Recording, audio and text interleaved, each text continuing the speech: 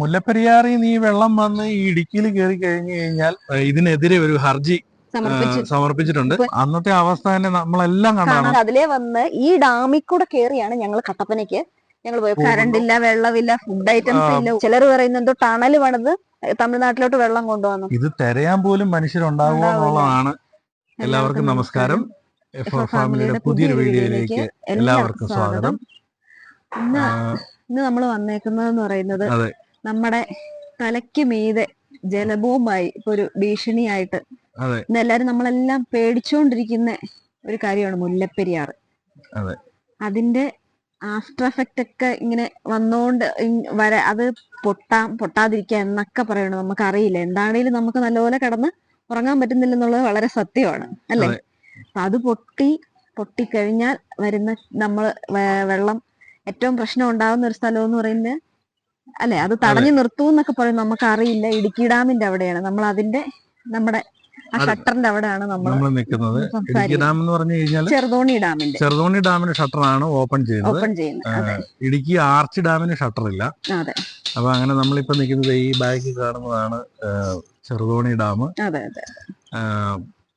എന്തെന്നാ പറയുന്നേ, എങ്ങനെ ഇത് പ്രതികരിക്കണമെന്ന് നമുക്ക് അറിയത്തില്ല. സത്യം പറഞ്ഞു കഴിഞ്ഞാൽ പ്രതികരിക്കാതിരിക്കാനും നമുക്ക് പറ്റുന്നില്ല. കാരണം നമുക്ക് ആർക്കും ഉറങ്ങാൻ പറ്റുന്നില്ല. ഒരു മനുഷ്യൻ, ഒരാൾക്കെന്നല്ല, എല്ലാവരും. അതെ, എത്ര ജില്ലകൾ, എത്ര ലക്ഷം ആളുകളുടെ ജീവനാണ്. വെറുതെ ഒരു കണക്കെടുത്തിട്ട് തന്നെ 40 ലക്ഷത്തോളം ആൾക്കാരെന്നാണ് പറയുന്നത്. പക്ഷെങ്കിൽ അത് 40 ലക്ഷമാണോ അതിൽ കൂടുതലാണോ എന്നൊന്നും നമുക്ക് അറിയത്തില്ല. ഇപ്പം ഇടുക്കി ഡാമിന്, ഇപ്പൊ മുല്ലപ്പെരിയാർ ഡാം അഥവാ അങ്ങനെ സംഭവിക്കാതിരിക്കട്ടെ, അങ്ങനെ ചെയ്താൽ ഇടുക്കി ഡാമിന് അത് തടഞ്ഞു നിർത്താനുള്ള ശേഷിയുണ്ട് എന്നാണ് പറയുന്നത്.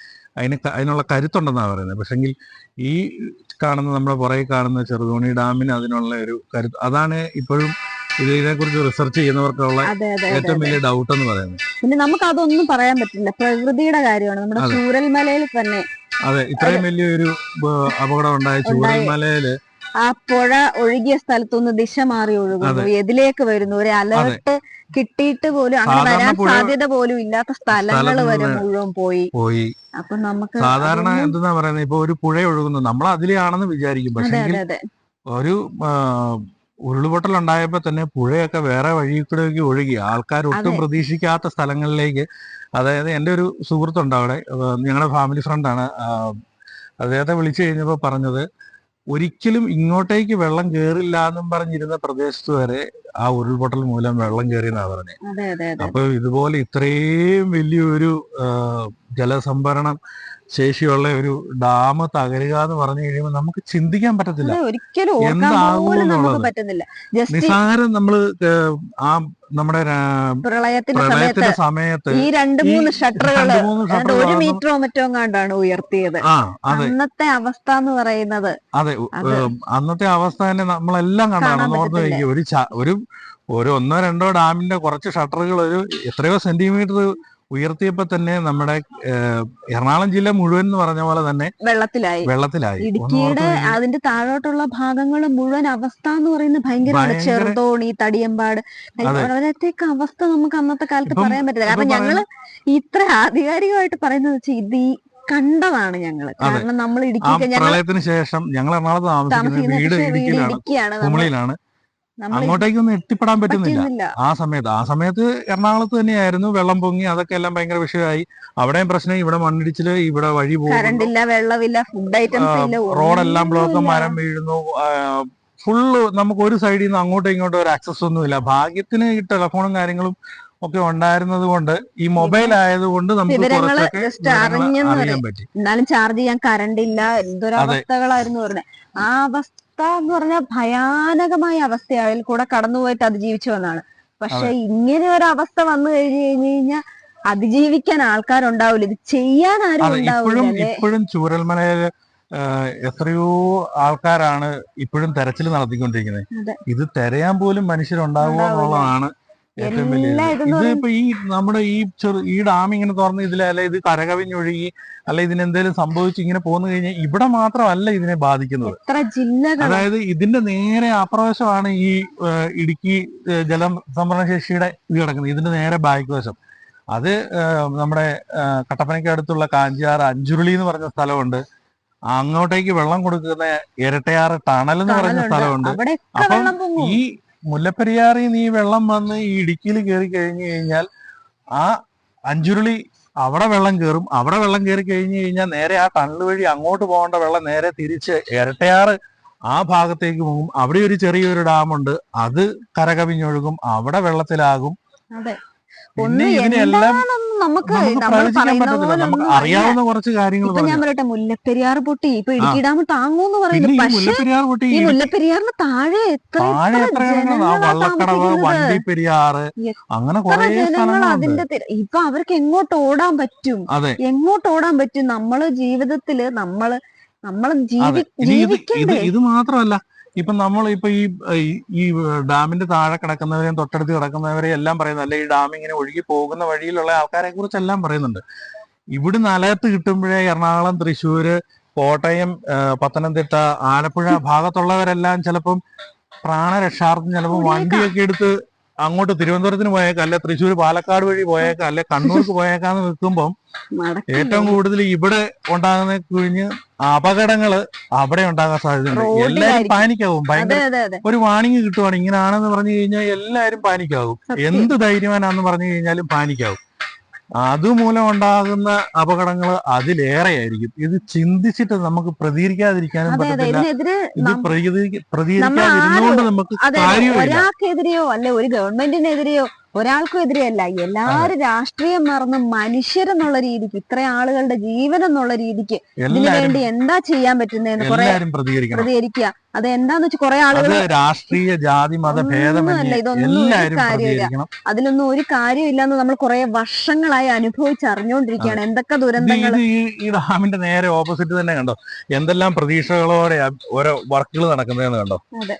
ഇത് കണ്ടോ, അവിടെ ബിൽഡിംഗ് കണ്ടോ,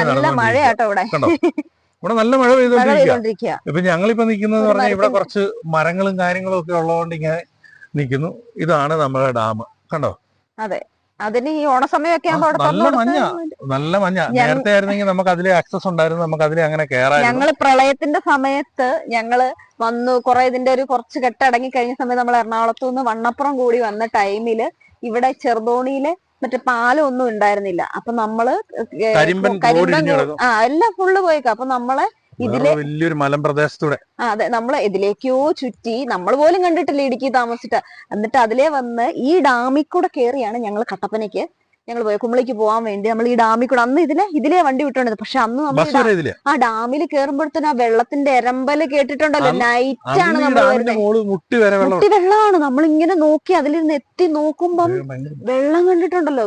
നമ്മൾ അന്ന് അത്രയും പേടിച്ചു. അത്രയേറെ ദുരന്തങ്ങളാണ് നമ്മൾ ഫേസ് ചെയ്തല്ലതാ. പക്ഷെ അതിനൊക്കെ ഒരു ഇപ്പൊ ആൾക്കാരെ നേരത്തെ അലർട്ട് ഡാമിന്റെ ഷട്ടർ തുറന്നു പറഞ്ഞ് മാറ്റി താമസിപ്പിക്കാം. കൂടിപ്പോയാൽ വീട് പോവായിരിക്കാം, എന്തെങ്കിലും ബാക്കി നമുക്ക് കുറെ വീടുകൾ പോയി. അതൊക്കെ എന്തെങ്കിലുമൊക്കെ സർക്കാരായിട്ടും ഓരോരുത്തരായിട്ടോ ഓരോ നല്ല വ്യക്തികളായിട്ടും ഒക്കെ അതിന് പരിഹാരം ഉണ്ടാക്കി കൊടുത്തിട്ടുണ്ട്. പക്ഷെ ഇതെന്ന് പറയുന്ന ഒരു മനുഷ്യനെ എങ്ങോട്ട് മാറ്റാനോ താമസിപ്പിക്കാനോ അല്ലെ ഇതിനു വേണ്ടി ഒരു ആക്ഷൻ എടുക്കാനുള്ള സമയം കിട്ടത്തില്ല.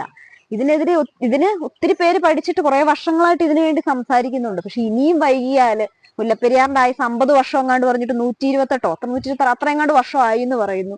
ഇനി ഇതിനെതിരെ എന്തേലും ഇപ്പൊ എന്താ പരിഹാരം ഉള്ളതെന്ന് വെച്ച് കഴിഞ്ഞാൽ ഇതിനെക്കുറിച്ച് നല്ലപോലെ അറിയാവുന്നവരെല്ലാരും കൂടെ ചേർന്ന് ഇതിനു വേണ്ടി ഒരു തീരുമാനം എടുക്കണമെന്നാണ് ഞങ്ങൾ പറയുന്നത്. എന്ത് പരിഹാരമാണല്ലോ, വേറെ ഡാമു പണിയോ, ചിലർ പറയുന്നത് എന്തോ ടണല് പണിത് തമിഴ്നാട്ടിലോട്ട് വെള്ളം കൊണ്ടുപോകാൻ. അവരും വെള്ളം കൊണ്ടുപോകട്ടെ, അവർക്കും ജീവിക്കണം. ഇപ്പൊ അവിടുത്തെ പച്ചക്കറികളും ഇതൊക്കെ കൊണ്ടാണ് നമ്മള് നല്ല എല്ലാവർക്കും ജീവിക്കണം. ആരുടെയും ജീവിതം നശിപ്പിക്കണമെന്നോ അല്ലെ അവർക്ക് വെള്ളം കൊടുക്കണ്ടെന്നോ അങ്ങനെ ഒരു കാര്യങ്ങളൊന്നുമില്ല. എല്ലാവർക്കും ജീവിക്കാനുള്ള അവകാശം. അതുപോലെ ഒത്തിരി ജീവികൾ, എന്തോരം ജീവികളുണ്ട് ഇവിടെ.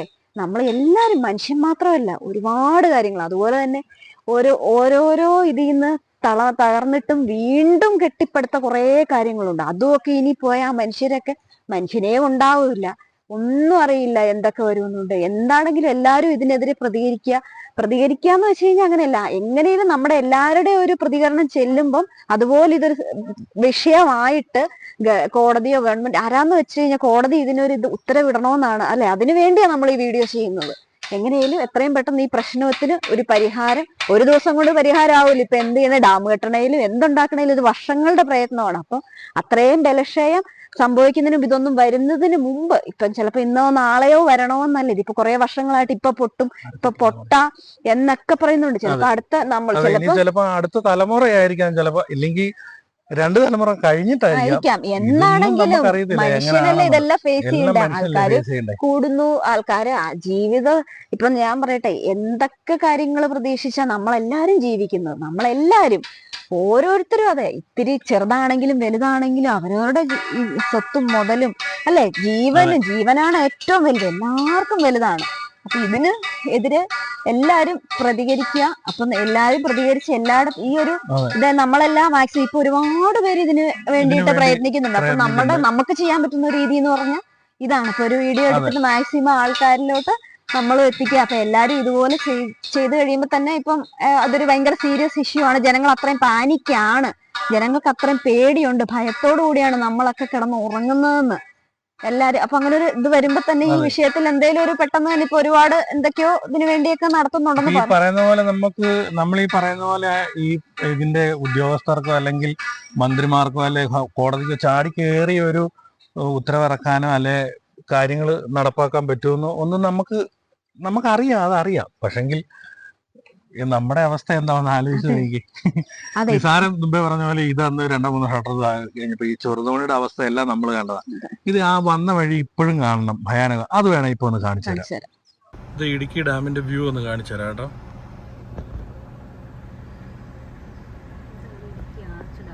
അതെ, ആ കണ്ടോ, ഈ 2 മലകൾക്കിടയിൽ കൂടെയാണ് കേട്ടോ ചെറുതോണി ഡാം തുറക്കും വെള്ളം വരുന്നത്. കണ്ടോ കണ്ടോ, ഇവിടെ നിന്ന് ഇങ്ങനെ നേരെ ചെറുതോണിയിലേക്ക് പോകും. ഇതാണ് കേട്ടോ നമ്മുടെ ചെറുതോണി പുതിയ പാലം. പ്രളയം വന്നിട്ട് ആ വെള്ളമൊക്കെ കയറി കഴിഞ്ഞ് അത് പുതുതായിട്ട് പണിത് പാലമാണ്. ഈ പ്രളയ സമയത്ത് ഇതിലെയാണ് വെള്ളം വന്നത്. വെള്ളം മുഴുവൻ അവിടെ നമ്മൾ ഈ മലയുടെ അപ്പുറത്തെ സൈഡിലാണ് ഇടുക്കി ഡാമിന്റെ ഷട്ടർ കണ്ട, ഷട്ടർ തുറന്നു വിട്ടപ്പോ വന്നതാണ്. ആ കാണുന്ന മലയുടെ അപ്പുറത്തെ സൈഡാണ്, അതുവഴിയാണ് ഇതിലോട്ട് വെള്ളം വരുന്നത്. കണ്ടോ, അതാ പ്രളയ സമയത്ത് വന്നതാണ്. ഈ ഫുള്ള് കല്ലുകളും പാറക്കൂട്ടങ്ങൾ കുഞ്ഞു എന്തോ ഒത്തിരി ഉണ്ടായിരുന്നു, ഒരുപാട് മരങ്ങളും അതും എല്ലാം ഉണ്ടായിരുന്നു. ഇപ്പൊ അതെല്ലാം കുറെ നീക്കി ആ ഒരു ഓട്ടോ കിടക്കുന്നുണ്ടോ, അതായിരുന്നു കേട്ടോ പഴയ ബസ് സ്റ്റാൻഡ് ആയിരുന്നു. ഇത്രയും പൊക്കിയാണ് പുതിയ പാലം പണിതേക്കുന്നത്, ഇത്രയും പൊക്കി. കാരണം ഇനിയൊരു ഈ ഷട്ടർ തുറന്നു വിടേണ്ടൊക്കെ ഒരു അവസ്ഥ വന്നു കഴിഞ്ഞു കഴിഞ്ഞാൽ വെള്ളപ്പൊക്കം ഉണ്ടാവരുത്, ജനങ്ങൾക്ക് അങ്ങോട്ടും ഇങ്ങോട്ടും പോകാൻ പറ്റണമെന്നുള്ള രീതിക്കാണ് പണിതേക്കുന്നത്. ഇതും തന്നെ വളരെ പെട്ടെന്ന് തന്നെ പണി കഴിപ്പിച്ച ഒരു പാലമാട്ടോ ഇത്, പ്രളയം കഴിഞ്ഞിട്ട്. പക്ഷെ ഇതൊന്നും ഇപ്പൊ മുല്ലപ്പെരിയാർ പൊട്ടിയാല് ഇതുകൊണ്ടൊന്നും ഒരു കാര്യവും ഇല്ല, അമ്മാതിരി അവസ്ഥയിലാവും. ഇതിന്റെ ഈ പ്രദേശത്തുള്ള കടകളും ഈ ഇവിടെ തന്നെ പറയുന്ന ബസ് സ്റ്റാൻഡിനകത്തൊക്കെ നിറച്ച് കടകളുണ്ടായിരുന്നു, എല്ലാം നശിച്ച് പോയി. വീണ്ടും കുറെ ആളുകൾ ഇതിനോട് ചേർന്നിരുന്ന കുറെ വീടുകൾ പോയി, കടകൾ പോയി, വീണ്ടും ആളുകൾ അതിൽ നിന്നൊക്കെ ഇതായി വന്നത്. ഈ മോളുവശമൊക്കെ ഫുള്ള് ഇടിഞ്ഞു പോകുന്നതാണ്. ഇവിടെയൊക്കെ വീടുകളായിരുന്നു, ഇവിടെയൊക്കെ ഇടിഞ്ഞു പോകുന്നതാണ്. അതിന്റെ മോള് നിൽക്കുന്ന കാര്യങ്ങളായി കാണുന്നതൊക്കെ. അത്രേ ഇത് ഫേസ് ചെയ്ത് അതിൽ നിന്നൊക്കെ മാറി വന്ന് വീണ്ടും ജീവിക്കാതെ പറ്റത്തില്ലല്ലോ, ജീവിക്കുക. എന്നിട്ട് ഇനിയൊരു ദുരന്തം പറ്റുമോ? ഇതാണ് കേട്ടോ ചെറുതോണിയിലെ പഴയ പാലം. ഇപ്പൊ നമ്മൾ നിൽക്കുന്നത് പുതിയ പാലത്തിന്റെ മുകളിലാണ്. ഇത് ഈ കാണുന്നതാണ് ചെറുതോണിയിലെ പഴയ പാലം. അത്രയും വെള്ളം കുത്തിയൊലിച്ചു വന്നിട്ടും അല്ലേ? അതെ, മരങ്ങളും കല്ലും ഒക്കെ എല്ലാം വന്നിട്ടും അതിന് ഒരു പ്രശ്നമില്ല. അതെ. പക്ഷെ ഇപ്പൊ ഈ പാലം പണിതത് ഇനിയിപ്പോ അങ്ങനെ ഒരു ഉണ്ടായി കഴിഞ്ഞു കഴിഞ്ഞാല് ഗതാഗത തടസ്സമോ അല്ലെങ്കിൽ വേറെ പ്രശ്നങ്ങളൊന്നും ഉണ്ടാകരുത്, അതിനുവേണ്ടി മാത്രമാണ് ഇപ്പൊ പുതിയ പാലം ഇത്രയും ഹൈറ്റിൽ പണിതേക്കുന്നത്. അതെന്താണല്ലോ അടിപൊളി അല്ലേ? നല്ലൊരു കാര്യമാണ്. പെട്ടെന്ന് തന്നെ ഇത് പണി തീർക്കുകയും ചെയ്തു, പെട്ടെന്ന് തന്നെ നമുക്ക് ഓപ്പൺ ആക്കി കിട്ടുകയും ചെയ്തു, എല്ലാം ശരിയാണ്. അതുപോലെ തന്നെ ഇതിനും മുല്ലപ്പെരിയാറിന്റെ പ്രശ്നത്തിൽ എത്രയും പെട്ടെന്ന് പരിഹാരം കാണണമെന്ന് ആ ഒരു റിക്വസ്റ്റ് ആണ് നമ്മൾ ഇതെല്ലാ അതോറിറ്റികളോടും, എവിടെയാണെങ്കിലും ആരോടാണ്, സെൻട്രൽ ഗവൺമെന്റിനോടാണ്, സ്റ്റേറ്റ് ഗവൺമെന്റിനോടാണ്, തമിഴ്നാട് ഗവൺമെന്റിനോടാണ്, എല്ലാവരോടും നമ്മൾ പറയുന്നത് ഇതിന് എത്രയും പെട്ടെന്ന് പരിഹാരം കാണണമെന്നാണ്. എന്നാൽ ജനങ്ങളുടെ ജീവിതമാണ്, ജീവനാണ്. എല്ലാവരും ഇതിനെതിരെ പ്രതികരിക്കുക. എല്ലാവരും നമ്മുടെ ഇതിൽ കമന്റ് ചെയ്യുക, എല്ലാവരുടെ അഭിപ്രായം എന്താന്ന്. അപ്പൊ നമ്മൾ ഇങ്ങനെ ഒരു വീഡിയോ ചെയ്യുന്നതുകൊണ്ട് പ്രയോജനം ഉണ്ടാവുന്നുണ്ടോ എന്ന് നമുക്കറിയണ്ടേ. അപ്പൊ എല്ലാവരുടെ അഭിപ്രായങ്ങളൊക്കെ കമന്റ് ആയിട്ട് നമ്മളെ അറിയിക്കണം കേട്ടോ. ഇത് ഇരട്ടയാറിൻ്റെ ഒരു ഭാഗമാണ്. ഇത് ഈ കാണുന്ന ടണലിൽ കൂടെയാണ് അഞ്ചുരുളിയിലേക്ക് വെള്ളം കൊണ്ടുപോകുന്നത്. ഇത് ഇവിടുന്ന് അഞ്ചുരുളി വരെ ഏകദേശം 4.5 കിലോമീറ്റർ ഉണ്ട്. 4.5 കിലോമീറ്റർ. അപ്പം മുമ്പേ പറഞ്ഞ പോലെ തന്നെ അഞ്ചുരുളിയിൽ വെള്ളം കയറിയാല് ഈ ടണലിൽ കൂടെ അങ്ങോട്ട് പോകുന്നത് നമ്മൾ കാണുന്നില്ലേ, ആ വെള്ളം മുഴുവൻ തിരിച്ച് ഇങ്ങോട്ട് കയറും. ഇപ്പൊ നമ്മൾ ഈ നിൽക്കുന്ന സ്ഥലമൊക്കെ എല്ലാം വെള്ളത്തിനടിയിലാവും. ഇത് നല്ല ജനവാസ മേഖലയാട്ടോ, ഒരുപാട് ആളുകൾ താമസിക്കുന്ന സ്ഥലമാണ്.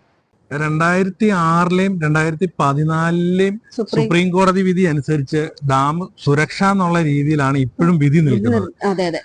അപ്പം അത് വെച്ചിട്ടാണ് ബാക്കിയുള്ളവർ ഇതിനെല്ലാം കണക്കാക്കുന്നത്. നമുക്ക് ഇവിടെ താമസിക്കുന്ന മലയാളികൾക്ക് മാത്രമേ ഇതിന്റെ ഒരു ഭീകരാവസ്ഥ, പ്രത്യേകിച്ച് ഇതിന്റെ സമീപ പ്രദേശത്ത് താമസിക്കുന്നവർക്ക് ഇതിന്റെ ഒരു ഭീകരാവസ്ഥ അറിയത്തുള്ളൂ.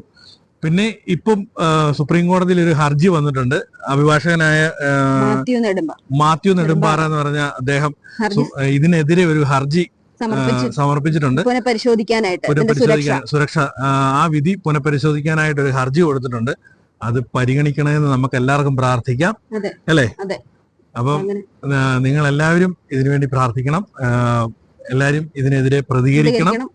എങ്ങനെയാന്ന് വെച്ചാൽ നമ്മളെ കൊണ്ടാകുന്ന എല്ലാവരും ഒരുമിച്ച് പ്രതികരിക്കുക. അപ്പോ save Mullaperiyar, save Idukki, save Kerala.